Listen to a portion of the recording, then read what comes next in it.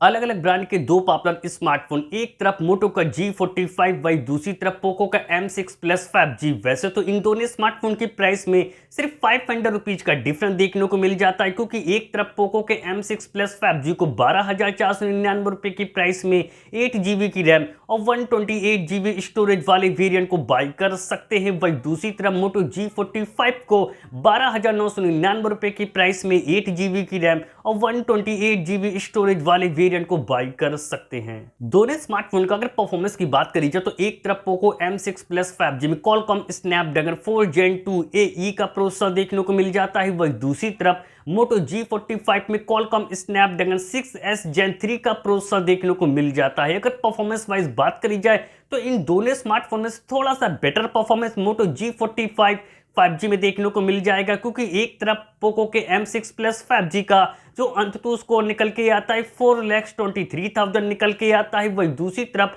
मोटो G45 का जो अंततः स्कोर निकल के आता है 4,49,000 निकल के आता है। अगर आप लोग भी इन दोनों में से किसी स्मार्टफोन को खासकर गेमिंग के लिए लेने के लिए सोच रहे हो तो इन दोनों स्मार्टफोन के GFX स्कोर यानी गेमिंग स्कोर को जानना बहुत ज्यादा जरूरी है। जब इन दोनों स्मार्टफोन में 30 मिनट तक गेम को प्ले किया गया तो एक तरफ मोटो G45 का जो गेमिंग स्कोर निकल के आता है वो 2500 निकल के आता है, वही दूसरी तरफ पोको M6 प्लस 5G का जो गेमिंग स्कोर निकल के आता है वो 2300 निकल के आता है। दोनों स्मार्टफोन का अगर डिस्प्ले सेगमेंट की बात करी जाए तो कम प्राइस होने के बावजूद डिस्प्ले के मामले में बेटर हो जाता है पोको का M6 प्लस 5G। 6.79 इंच की बिग साइज की full HD plus punch hole वाली IPS डिस्प्ले देखने को मिल जाती है। डिस्प्ले की अच्छी स्मूथनेस के लिए 120 हर्ट्ज रिफ्रेश रेट का सपोर्ट देखने को मिल जाता है, वही दूसरी तरफ मोटो G45 में 6.5 इंच की सिर्फ HD प्लस 5 होल वाली IPS डिस्प्ले देखने को मिल जाती है और डिस्प्ले की अच्छी स्मूथनेस के लिए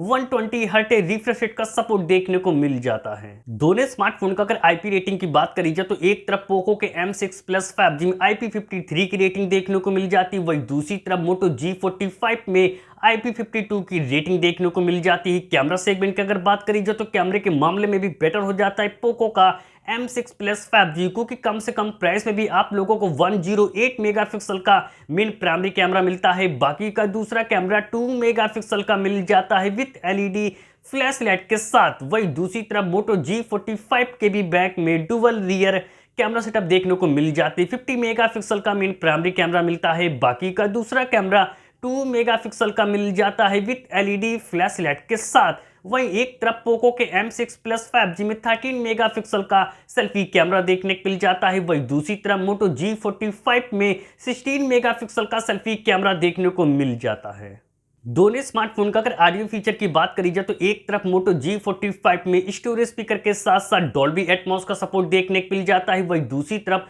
पोको के M6 प्लस 5G में स्टोरेज स्पीकर का सपोर्ट देखने को नहीं मिलता और डॉल्बी एटमॉस का भी सपोर्ट देखने को नहीं मिलता है। वही एक तरफ पोको के M6 प्लस 5G में 5030 mAh की बैटरी देखने को मिल जाती है। 33 वाट की फास्ट चार्जिंग के साथ USB Type-C पोर्ट का सपोर्ट देखने को मिल जाता है, वही दूसरी तरफ मोटो G45 में 5000 mAh की बैटरी देखने को मिल जाती है। 20 वाट के टर्बो फास्ट चार्जिंग के साथ USB Type-C पोर्ट का सपोर्ट देखने को मिल जाता है। सिक्योरिटी फीचर के लिए दोनों स्मार्टफोन में साइड माउंटेड फिंगरप्रिंट सेंसर देखने को मिल जाती है। तो अब बात करी जाए कि दोनों में से कौन सा स्मार्टफोन आप लोगों के लिए बेस्ट है। अगर आप लोग भी अपने लिए बेस्ट वैल्यू फॉर मनी वाला एक ऑलराउंडर स्मार्टफोन लेने के लिए सोच रहे कम से कम प्राइस में, तो मैं आप लोगों को रिकमेंड करता हूं कि आप लोग 500 रुपीज कम खर्च करके पोको M6 प्लस 5G को ही बाई करें।